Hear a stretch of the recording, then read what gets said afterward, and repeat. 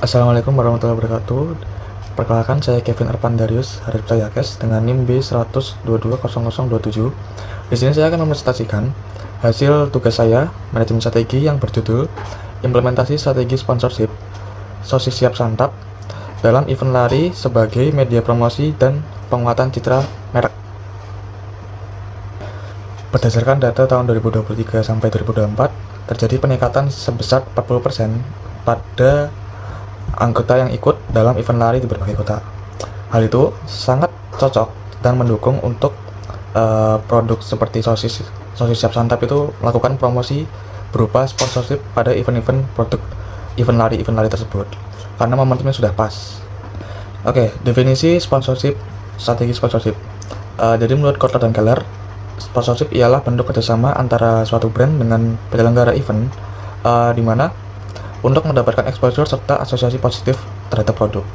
Dalam konteks ini, sponsorship bukan hanya cuma sekedar tempel logo, tapi juga memberikan pengalaman yang nyata untuk membangun pengalaman merek kepada peserta event tersebut.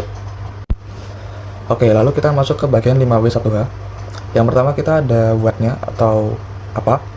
Jadi strategi sponsorship yang diterapkan itu nanti kita feedback saja mencakup pemberian produk gratis, lalu ada booth yang interaktif, lalu ada branding atribut seperti pada respect atau jersey atau banner pada event tersebut. Lalu juga feedback atau sosis siap saji itu menjadi penyedia snack waktu di garis finish, sehingga itu nanti dapat menjadi pemulih energi mereka para peserta lari pada event tersebut. Lalu bagian berikutnya adalah who atau siapa.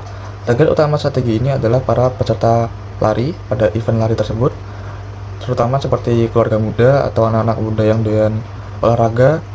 Nah, segmen tersebut sangat cocok dengan produk feedback atau sosis siap saji yang menyasar untuk gaya hidup yang aktif.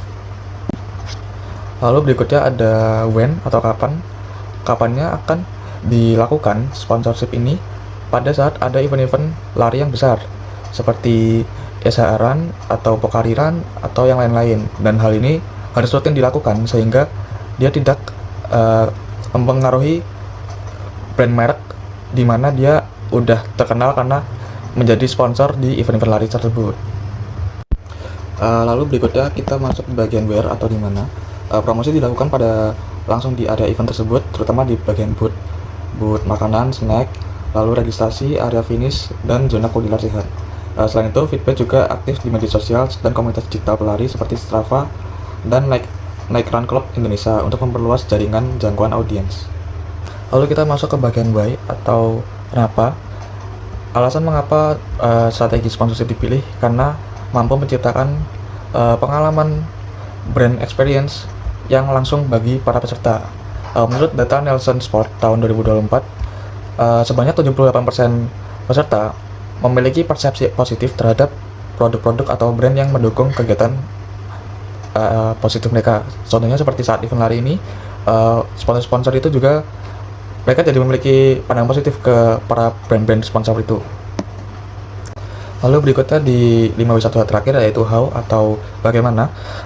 Implementasinya dilakukan melalui beberapa langkah seperti kolaborasi dengan event lari, distribusi produk gratis, serta promo QR, kode diskon gitu. Lalu ada aktivasi digital lewat challenge seperti hashtag pada event-event yang diikuti seperti Run with Feedback atau Run with Sausage atau Run with Fun gitu. Lalu kita masuk di bagian kelebihan dan kekurangan. Yang pertama kita bahas akan kelebihan dulu. Yang pertama kelebihannya yaitu meningkatkan awareness melalui pengalaman langsung. Yang kedua, membangun hubungan emosional dengan konsumen. Yang ketiga, meningkatkan asosiasi merek positif dengan gaya hidup sehat. Dan yang keempat, membuka peluang kolaborasi jangka panjang dengan komunitas olahraga yang lain. Lalu kita akan masuk ke bagian kekurangan. Yang kekurangan pertama yaitu sponsorship membutuhkan biaya yang sangat besar untuk melakukan aktivasi pada event-event. Lalu yang kedua, hal itu efektifnya itu sangat bergantung kepada jumlah peserta serta acaranya, apakah acaranya bagus atau jelek. Dan yang ketiga, event-event lari juga tidak bisa diprediksi, dalam arti jika event tersebut cuacanya jelek atau buruk, maka event tersebut kemungkinan besar akan gagal. Oke, lalu kita masuk ke bagian efektivitas. Berdasarkan data internal Feedback tahun 2025, efektivitas sponsorship sangat tinggi pada event berskala nasional. Selama kampanye Run Healthy, Eat Smart, penjualan meningkat 90%, dan saat Jakarta Marathon 2025 bahkan mencapai 120%. Artinya, strategi ini sangat bukan hanya promosi visual, tapi juga berdampak nyata pada peningkatan penjualan. Lalu kita masuk pada bagian kesimpulan. Dapat disimpulkan bahwa strategi sponsorship produk sosis siap santap terbukti efektif dalam peningkatan brand awareness, memperluas pasar, dan memperkuat citra merek serta aktif. Kedepan, strategi ini dapat dikembangkan melalui kolaborasi lintas industri, misalnya dengan brand minuman isotonic atau penyelenggara event internasional agar jangkauannya semakin luas.